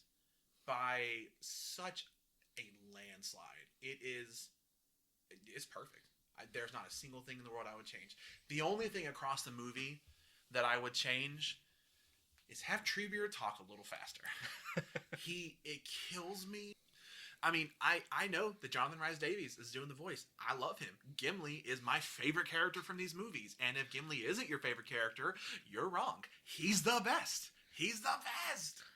For the record, I don't endorse the statement that you're wrong if you don't agree that Gimli is the best character. That is the new channel motto, is that Gimli is the best and everyone else is wrong. He is awesome. The channel motto is love what you love. Okay, that's fair. That's a good motto. But the Treebeard thing, it's too slow. That's one of those things where if you've heard it the first time, if you fast forward it every time, I think you're not missing much. Yeah. I love Merry and Pippin. I love those scenes. They're just too slow. Yeah, I guess it is certainly just sort of this slow-paced bit in between the rest of the action. Yeah. Like, it is definitely I don't want to call it a drag because I don't think it's really a drag on the story. It just... Yeah, what they are saying and what they are doing is important. It absolutely is important. It's just too slow. It's just his speaking pace is far too slow for me. I realize I talk fast, but still. I get that. I don't have as much of a problem with it as you do, clearly, with that. Then again, I like the Lord of the Rings movies a lot. They are phenomenal films. I'm not as big into them as you are, so it doesn't bother me as much. I only have one friend that is. To be fair, you watch them a lot more than I do. I might watch them like once every year or so. Oh. So you would definitely be bothered with it a lot more just by how often you watch them. Yeah, I had this weird thing happen where, because we talked about this before, about Harry Potter had been around for a hot minute, and then it's like as soon as I started reading it, they announced a Harry Potter movie. I'm like, oh, that's kind of weird. Lord of the Rings have been around for quite some time. Around the same time, I started reading Lord of the Rings. They announced Lord of the Rings movie, and I'm like, what kind of power do I have as little, 8 or 9-year-old me? But when they made The Fellowship of the Ring, all anyone could talk about was how long it was. That was just unheard of at that time, to think of going to a theater for 2.5, 3 hours plus. And I remember leaving being like, that's where it ended? I wanted more. Are you kidding me? That's where it ended? Yeah, little 10-year-old Bradley was very impatient. Really, 31-year-old Bradley still impatient. I was about to say. No, it's funny that you say that, though, because we do kind of just think the modern default for movies is generally about a 2-hour space. We've been getting more into a 2.5-hour space a lot with the big tentpole movies, like the Marvel movies, the DC movies. Anything that we're expecting to be big sellers, more often than not, will end up being $215, $230 now. Mm-hmm. But generally speaking, around the time that Lord of the Rings came out, the movies were only ranging from about 1.5 hours to 2 hours. Even like you were saying, The Sorcerer's Stone is only a solid 2 hours. Yeah, I think. So, yeah, the Lord of the Rings would have seemed much more of a slog, which is kind of funny when you consider all the epic movies that used to come out back in the 50s and 60s. You're talking about your Ben-Hurs, your Ten Commandments, just any number of different sort of religious movies, especially the old epics. Lawrence of Arabia, these are 3-4 hour long movies that are being released in the 60s. Yeah. Think about the 50s, 60s, think about that. So then once we hit about the mid 70s and on, we kind of got used to these 2-hour blockbuster tentpole sort of things holding us up. Shorter attention spans. Yeah. But yeah, I remember going to see Fellowship of the Ring and just being absolutely stunned. And then this is when, because I also really like fantasy stuff. That is my favorite, my favorite type of video game. It's a fantasy type RPG. Absolutely, I'm all here for it. So this already was a big thing for me. I had already read the 3 books by the time that I watched Fellowship. And I gotta be honest, I'm almost always one of those people who's like, the book was better. I'm not gonna lie. For Lord of the Rings, I think the movies are better. I realize someone might run me over in the parking lot for saying that. But I love I love the books. I love reading the books. I think they are awesome. They're very dense. Yeah. I remember when I got to Weathertop, dude, they gave like a page and a half history, and I'm like, are we still talking about the history of Weathertop? We get that we're here. Jesus, dude, move on. I know someone's gonna hate me for saying that. I mean, I'm sure there's plenty of people who love the book more than the That's fair. movies, which is perfectly fair. There are plenty of movie adaptations of books that I love that don't surpass my expectations. But yeah, dude, just I love the Lord of the Rings so much.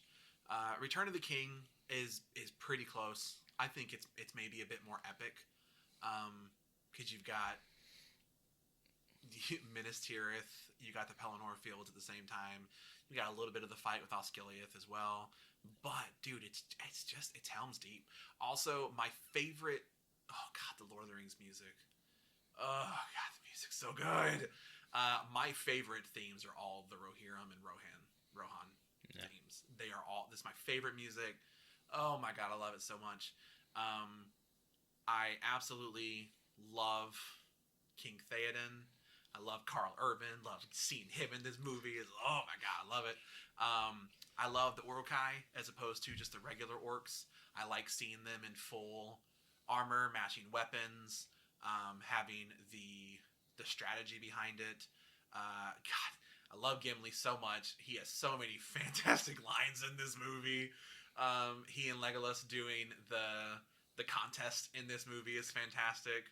I saw this meme a while back that's like, imagine being an Uruk-hai at Helm's Deep, and as you're climbing the ladder, you just hear a dwarf voice counting up as you get closer to the top. Yeah, the scene where he's between the two ladders is one of my favorite. Oh my god, I love it so much. And yeah, I'm one of those people that's also like, Aragorn just broke his toe here, or really, Viggo Mortensen broke his toe here. Yeah.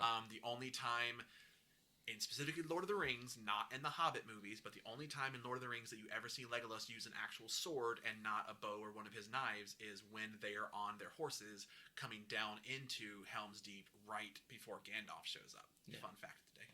That's a little bit less of a well-known one. I can't say I would have noticed that if I watched it. Yep, I did. Wasn't looking for it. But dude, when Lord of the Rings was coming out, I was watching all of the making of videos that they made. I had like books and stuff about all the behind-the-scenes stuff and the historical sides of it. I was playing all the video games that were coming out. That makes total sense, because just the stories of behind-the-scenes work on those movies are just amazing for any sort of film nerd, especially. I honestly think the craziest one I do believe it's from Two Towers, is there's a section where Andy Serkis, whom, by the way, I personally believe is the most talented human being alive. I hate him so much. He is, I mean, monstrously talented. Annoyingly talented. But, he really, his work in this, and Peter Jackson and the team behind the motion capture for this, dude, they were doing stuff that we had just not seen up to that point. And there's a scene where he is like almost like sliding through water trying to catch a fish. Yeah. And that section had been frozen just like earlier that morning. They were literally out there with like water hoses getting like the ice and snow and stuff off of it. This poor dude in this motion capture suit is like floundering around through this freezing cold water. Andy Serkis is a goddamn professional. Dude, what a champ. Oh my god. Single-handedly pioneered motion capture in film. Dude, such a good job. And this one, yeah, I love, we do get good old Brad Dourif in this movie.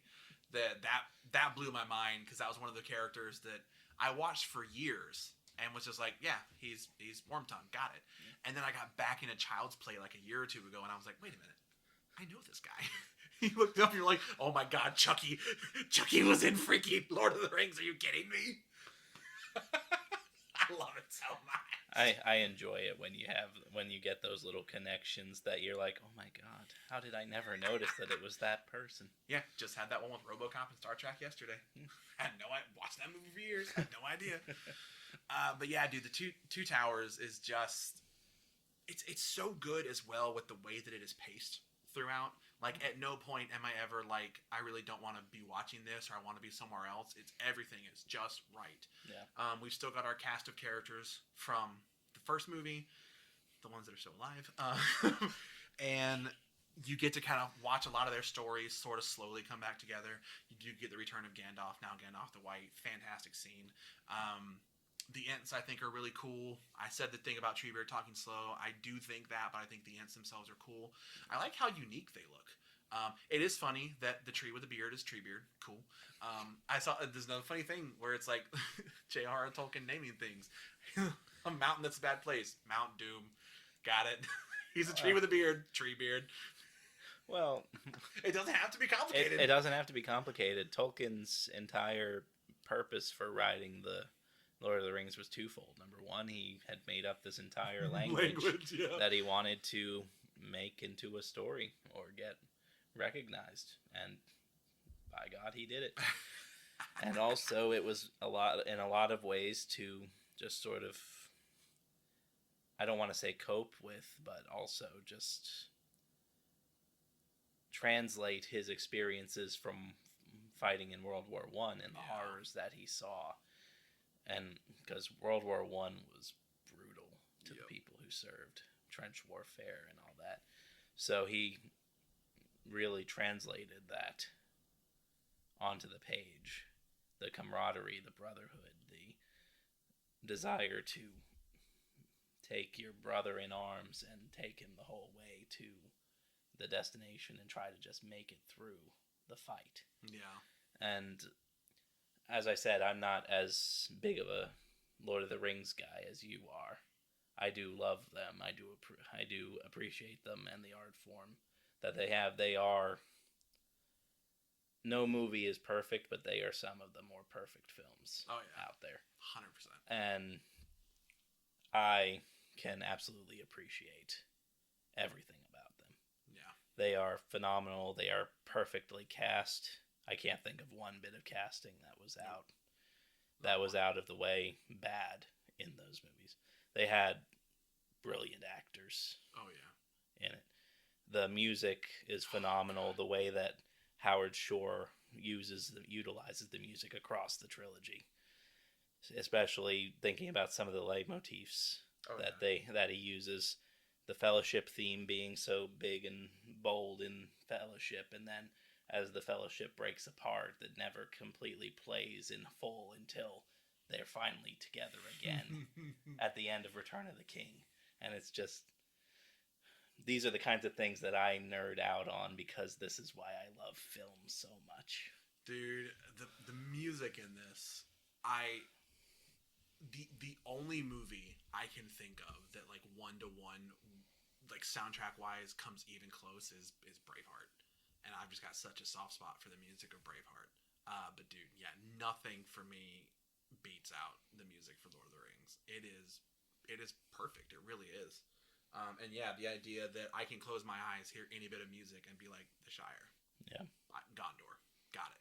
Whatever it is, I know exactly what they're trying to say, what they're trying to do through the music. Yeah. I do have two other funny things with this. There's a really funny video about the entire Lord of the Rings trilogy, but it's every time that Legolas speaks to Frodo, or that they speak to each other, and it's literally just, you have my bow, the end. Or it's every time that two female characters speak to each other, and it's when that little girl says, where's mama? The end. I'm like, oh god, that's sad. But yeah, this one's just, oh my god, it is so great. I will say that the trio I enjoy following the most, or the group, because you kind of got the smaller groups.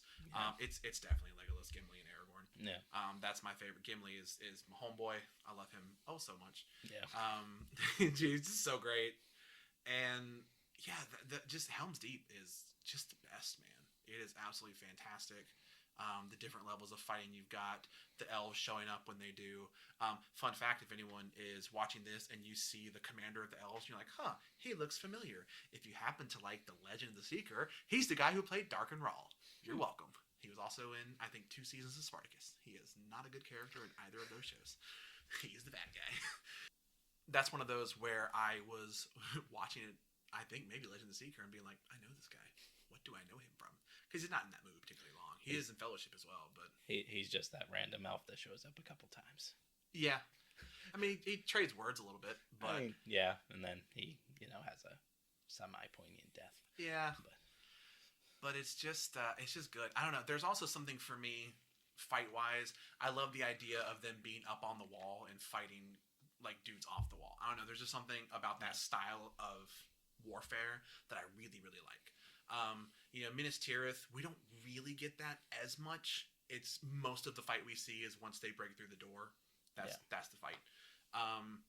And yeah, that fight, Minas Tirith into the Pelennor Fields in the third one, I think if someone said they thought that was bigger or more epic, fair. But Helm's Deep for me is just the pinnacle fight. It is the majority of this movie. It is fantastic. Seeing Sauron just flat out be one of the bad guys in this, I think is really cool. Gandalf the White coming back and just you wouldn't deprive an old man of his walking stick, would you? Hint, hint, wink, wink. Oh my god! And yeah, the actor who plays Theoden, perfect casting. I love the de-aging effect that they use on him. Yeah. My favorite sound effect in the movie is when he draws his sword. It sounds almost like a giant machine coming to life when he. Oh my god! I love this movie. His sword is beautiful. Oh my god, this movie's so good.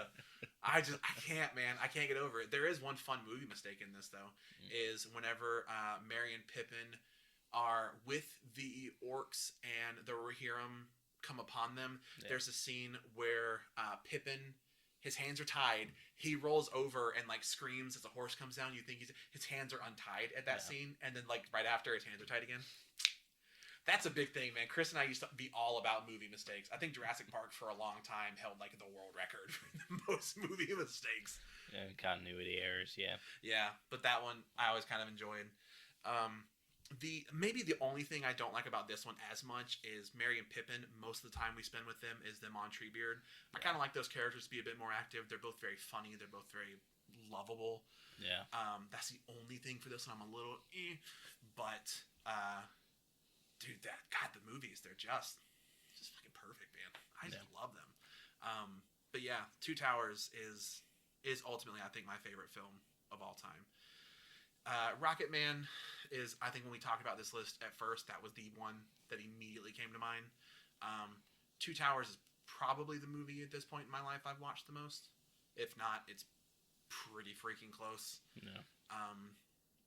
And yeah, usually when I watch them, I watch the extended versions. Some of the stuff that they cut, every time I see it, I'm like, why did they cut this? Like, I get you have to cut down to a certain time, but like all of the scenes, I'm like, these are so good. Why? That kills me. But yeah, Two Towers is just as close as I think you get to movie perfection. Just across. I mean, it's everything I've said about the other ones. Great casting, great writing, great cinematography, phenomenal freaking music. I love them at the Battle of Helm's Deep, and they're like staring the Uruk-hai down. It starts to rain. Of course, it's raining. Yeah. The Uruk-hai using like the big berserker dudes, the bomb. I always feel bad when it's like Legolas, take him down. Legolas, take him down. Legolas like, bitch, I'm trying. I put 2 arrows in this dude. Come on. I will say also, speaking of Lord of the Rings and video games and whatnot, we still play Lord of the Rings Conquest and Lord of the Rings War in the North to this day. Yeah. Yeah, we were playing War in the North just a couple weeks ago. Yeah. God, we played that game so many times. Oh yeah.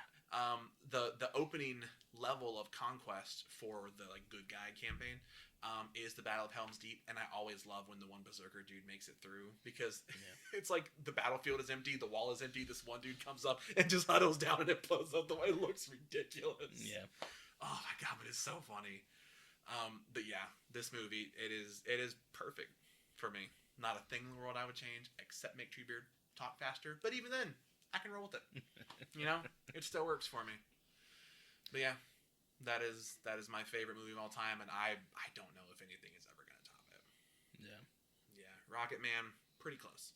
Love Rocket Man, but yeah, Two Towers is just what's up. Yeah. So yeah, that's my top 10 list. I'm not gonna lie, if I was able to put all Lord of the Rings movies on here, they'd all be on here. I don't think they'd be 1, 2, and 3. I think they'd be like 1, 3, and 5 or 1, 3, and 4 if I had to like number them. But yeah, my stuff, 3 through 10, just movies I love. 1 and 2, pretty definitive. Yeah. Favorite and second favorite. But yeah, hope you enjoyed hearing me talk about my favorite stuff for a very long time. So next time we're gonna do your top 10. Yeah. You sound so thrilled. Well, it'll be great. It'll be a lot of fun to talk about my favorite movies and why they're there. I am curious, now that you've heard my top 10, do we have any overlap? None at all. I didn't think. Good Will Hunting was the one I thought. Good Will Hunting would have been the one, but in thinking about it since we've been planning to do this episode, I changed some things around, and I remembered a couple of things that I think I just love a little bit more than Good Will Hunting. That's fair. You should put Return of the King on your list. It should be number 1. Return of the King. And then make Fellowship number 2. You just really want to talk more about Lord of the Rings. I'm not gonna lie. Of everything on my list, the thing I want to talk more about is Godzilla. Like, not even close. Well, maybe here in the near future we can talk about more Godzilla in broad. Dude, it would be cool. But it'll be fun to sort of talk about my favorite movies and really just sort of, because at least the top 5. I've talked about them pretty consistently before. Yeah. But you don't quite know 6 through 10. No. Some of it may. Fair, I don't know if you know 6 through 10. I do know 6 through 10. I've got it locked down now. Okay. So it'll be ready to be talked about. Well, I'm looking forward to it. I'm excited to hear what you like to watch. Yes, and then you can ridicule me when you disagree. I don't think you'll disagree with me on most of these. You've seen all of these movies too, okay. At least once. I know you. Well, no, there's one that you may not have seen. Let's see. Yeah, I was wondering. Saving Silverman, Julie and Julia, and Godzilla Final Wars were the 3 of mine I didn't think you had seen. Yeah.